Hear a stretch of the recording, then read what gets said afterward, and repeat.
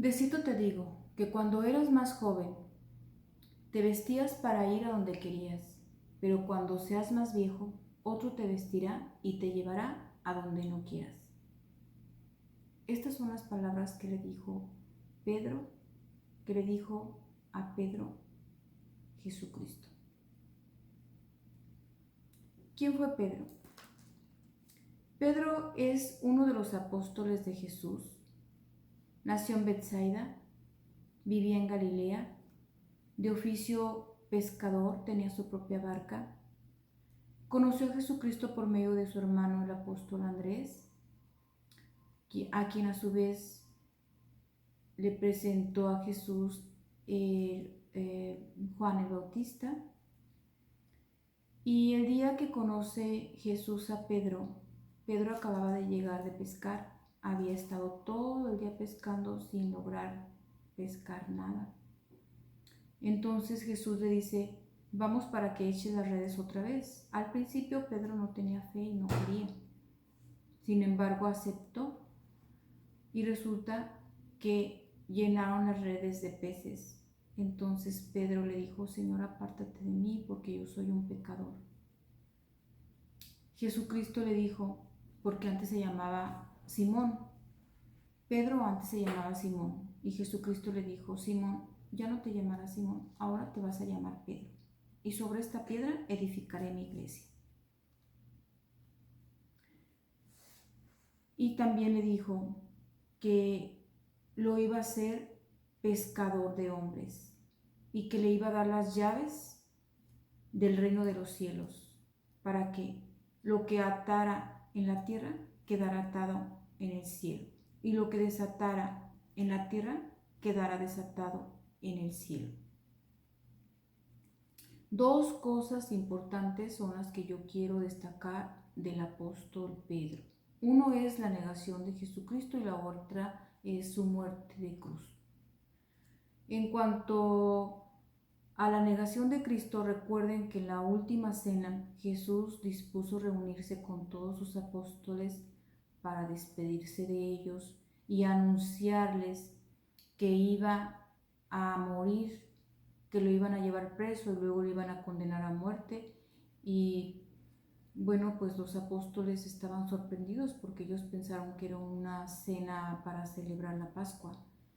Y es cuando Pedro le dice: Señor, yo iré contigo a la cárcel, aún hasta la muerte. Y Jesucristo le contesta: esta misma noche, antes de que el gallo cante, tú ya me habrás negado 3 veces. Y así fue. Y no fue precisamente porque Pedro no quisiera a Jesús, sino por otras razones de miedo que tuvo en ese momento, porque tan es así que cuando después de cenar Jesús les dice a sus apóstoles que se va a apartar un poco para rezar, y les dice: recen también ustedes para que no caigan en la tentación. Entonces Jesús se aparta al monte de los olivos a rezar, y es cuando tiene una visión de la forma como iba a morir.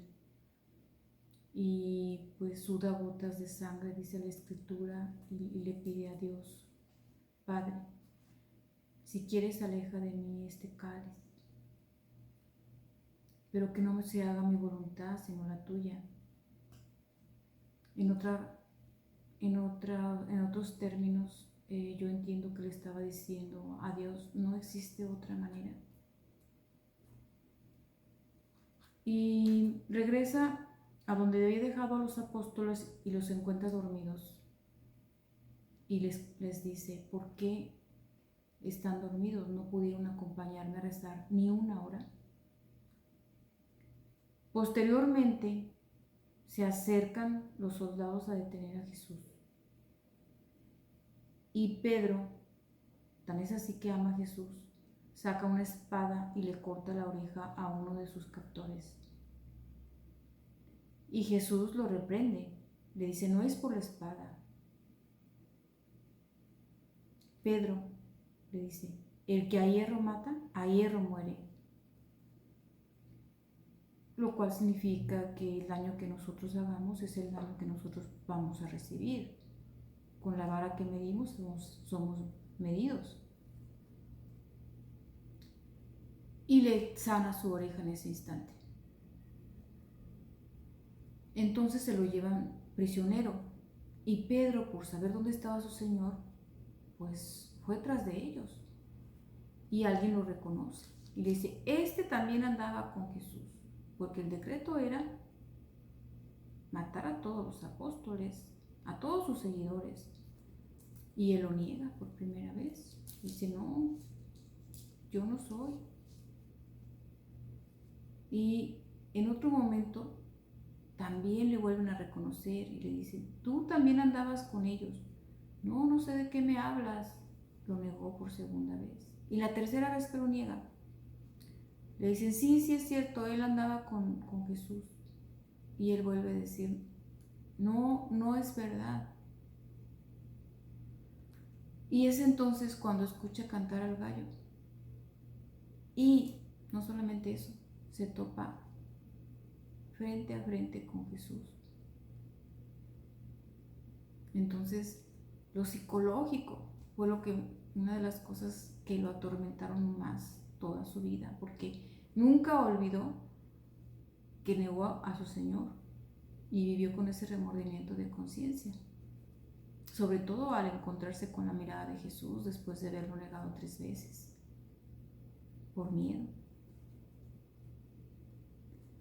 Ese es un hecho histórico y el otro es en relación con su muerte.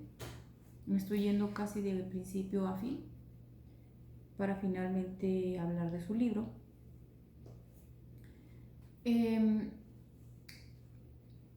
Relata las escrituras que los amigos de Pedro le recomendaron que se fuera de Roma porque el emperador Nerón lo estaba buscando para matarlo. Y él pues se convence y dice que sí, iba saliendo de Roma cuando se encuentra a Jesucristo con la cruz a cuestas, se le aparece Jesús y le dice él, Quo vadis Domini, que significa ¿a dónde va, Señor? Incluso se hizo una película por esa frase se hizo una película y dice, yo se los voy a dejar aquí en el link, aquí abajo del video, el link de la película por si la quieren ver. Quo vadis se llama. Le pregunta, ¿a dónde va, Señor? Y Jesús le contesta, voy a Roma a que me crucifiquen otra vez si tú abandonas mis ovejas. Porque acuérdense que en el inter de estos dos pasajes se le había aparecido previamente Jesucristo a Pedro y le preguntó, Pedro, ¿me amas? Sí, Señor, claro que te amo. Y le vuelve a preguntar por segunda vez, Pedro, ¿me amas? Sí, ¿me amas más que estos? Sí, Señor, yo te amo, claro que te amo. Y por tercera vez le vuelve a preguntar, Pedro, ¿me amas? Tú lo sabes todo, Señor. Y se entristeció profundamente porque se acordó que fueron 3 veces las que él lo negó y por eso Jesucristo le había preguntado 3 veces si lo amaba. Y por eso le dice, si me amas, apacienta mis ovejas. De tal manera que pues él se acordó cuando ya iba saliendo de Roma. Su misión era apacentar sus ovejas. Y si Jesús le dice, voy otra vez a Roma, que me crucifiquen de nuevo si tú abandonas mis ovejas, pues él se regresa. Y se regresa y lo capturan prisionero y lo condenan a muerte de crucifixión. Una muerte que estaba reservada exclusivamente para los delincuentes de mayor peligrosidad. Y consistía en que los colgaban vivos y ahí los dejaban morir de hambre, de sed o de dolor. Entonces, era la costumbre en aquel tiempo que los condenados a muerte pudieran pedir un último deseo.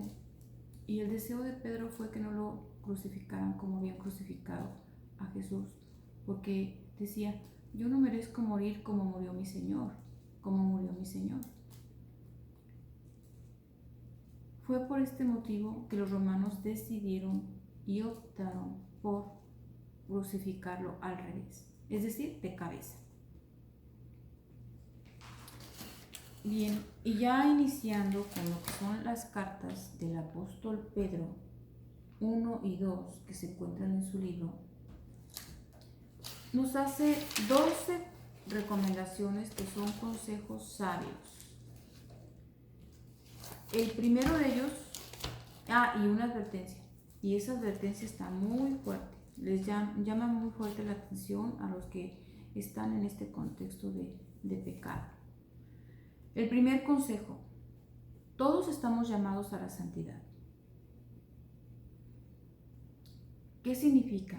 Muchas personas piensan que solamente los que participan en la Eucaristía o los que apoyan en la iglesia como ministros de la Sagrada Comunión, como catequistas, como monaguillos, como lectores, como los que recolectan la limosna, como los que cantan en el coro, son los únicos que están llamados a la santidad, y no es así.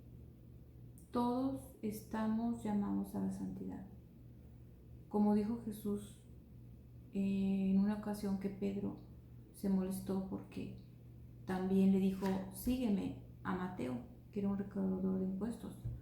No le pareció mucho que también fuera invitado Mateo y que comiera incluso en su casa, que lo visitara, porque decía que era un pecador. Y Jesús le contesta que él no vino a sanar a los limpios ni a salvar a los justos, sino a sanar a los enfermos y a salvar a los pecadores. Entonces todos estamos llamados a la santidad, y todos son todos. Hasta el homicida en serie, hasta aquel que piensa que ya no tiene perdón de Dios.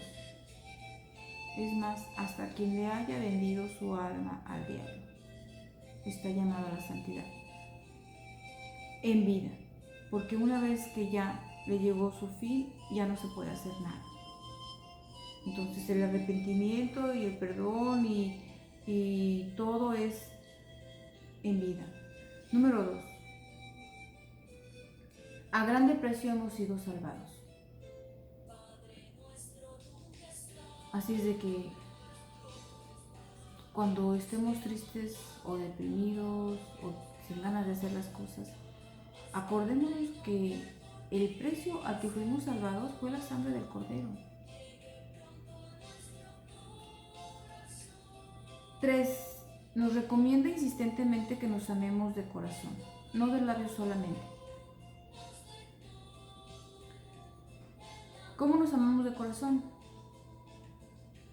Pues hay una regla de oro que dice, no hagas a otro lo que no quieras que te hagan a ti. Y si lo aplicamos a contrario senso, haz a otro lo que quieras que te hagan a ti. Así de fácil. En eso consiste la regla de oro. Consejo 4. Que tengamos presente que somos piedras vivas y que Jesucristo fue la piedra angular que desecharon los constructores.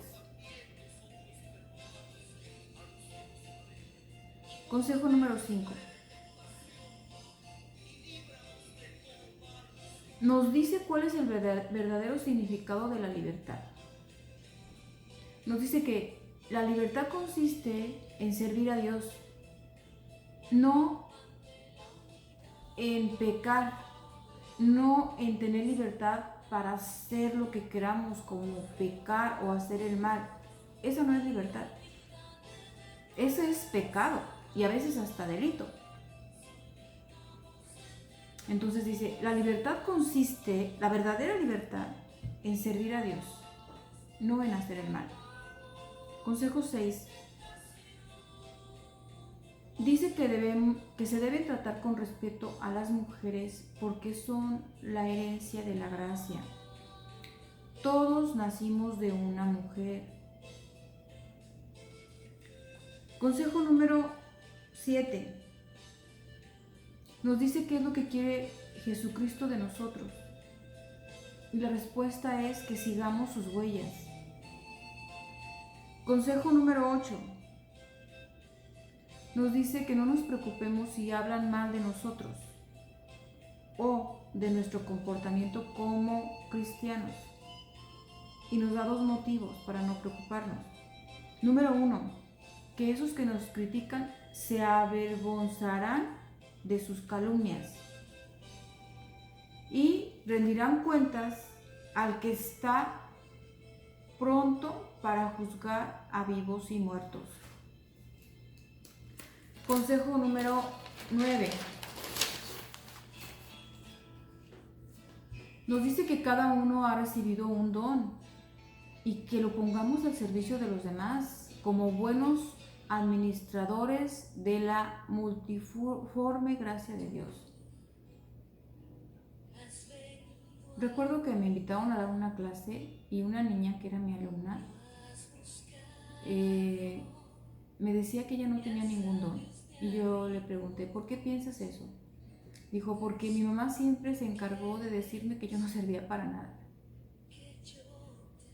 Entonces, permítame contradecirle a la mamá de que todos tenemos dones que Dios nos da.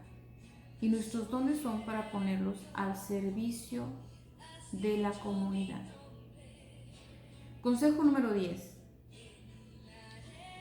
Sean humildes, porque Dios se enfrenta a los soberbios y concede su favor a los humildes. Dios nos dio un gran ejemplo de humildad. ¿Se acuerdan cuando Jesús le lavó los pies a los apóstoles? Pues bien, cuando llegó el turno de lavar los pies al apóstol Pedro, el apóstol Pedro dijo, no, Señor, ¿cómo crees? Yo no permito que tú me laves los pies a mí, más bien yo debería de lavarte los pies a ti. Y Jesús le dice, Pedro, si no me dejas lavarte los pies, ya no vas a tener parte conmigo. Entonces Pedro le dice, no, Señor, lávame hasta la cabeza y todo completo, pero yo quiero seguir teniendo parte contigo. Y Jesús le dice, es que ahorita tú no entiendes esto, pero va a llegar el momento que lo harás. Y ese momento o ese entendimiento consiste en un gesto de humildad. Jesús, siendo el Hijo de Dios, el Rey de Reyes, Señor de Señores, el que hacía milagros, le estaba lavando los pies a los apóstoles. Es un gesto de humildad y de servicio. Y dice, el que quiera ser el primero, que sea el primero en servir a todos.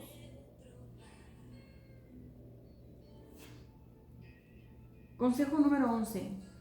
Nos da un secreto para vencer al diablo. Nos recuerda que el diablo es un león rugiente, que siempre está rondándonos y buscando la forma de hacernos caer. ¿A dónde caer? Al infierno, que es el llanto y rechinar de los dientes de dolor y de desesperación. Y sí existe. Y si alguien cree que no existe y por eso hace mal uso de su libertad, bueno, algún día lo va a descubrir que sí existe. Bueno, pues la forma de vencer al diablo dice que es la fe, sabiendo que nuestros hermanos dispersos por el mundo soportan los mismos sufrimientos. A veces vemos muchas caras felices viajando por el mundo en el Face y en las redes sociales, pero Él aquí nos deja saber que todos cargamos con una cruz. Hay un relato que cuenta que una persona le pedía a Jesús que le ayudara con su cruz y que se la cambiara. Y Jesús le muestra una galería de cruces, de tal manera que la persona elige la más chiquita. Y le dice Jesús, pues es la que traes. A veces traemos,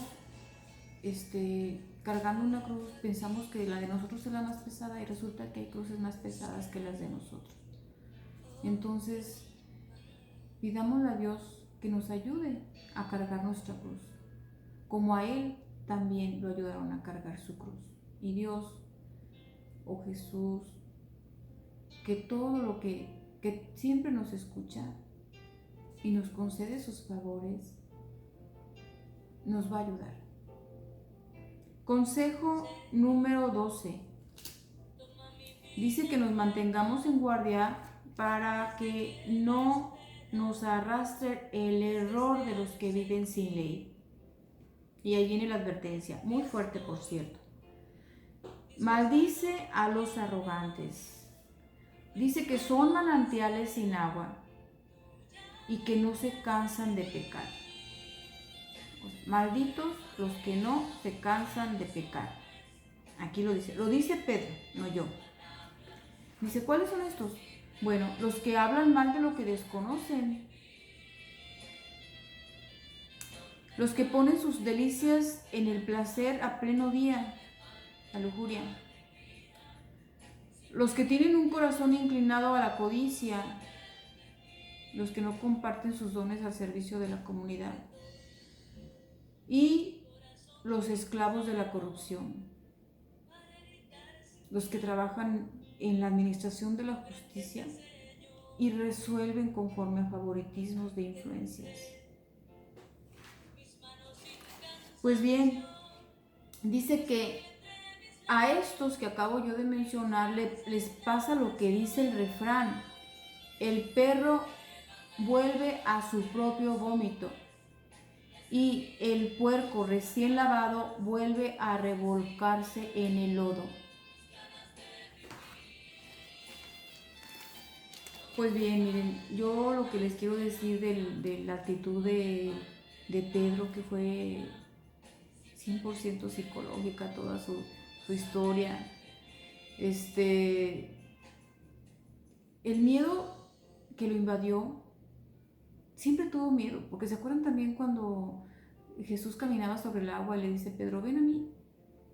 Y estaba caminando y se empezó a hundir porque tuvo miedo. Siempre tuvo miedo. Entonces, esta conducta se repite, miren, en 10 países siguen persiguiendo a los cristianos. Estos países son Corea del Norte, Somalia, Libia, Eritrea, Yemen, Nigeria, Pakistán, Sudán, Irán y Afganistán. Entonces, ¿ustedes creen que no hay ahí familias cristianas que están ejerciendo su culto a escondidas por temor a que los maten? ¿Ustedes creen que un padre de familia, si le preguntan, ¿crees en Cristo?, va a decir que sí, sabiendo que van a matar a sus hijos y a toda su familia? Posiblemente. Pero también no quieren que les pase nada malo a sus hijos. Está difícil, es muy difícil.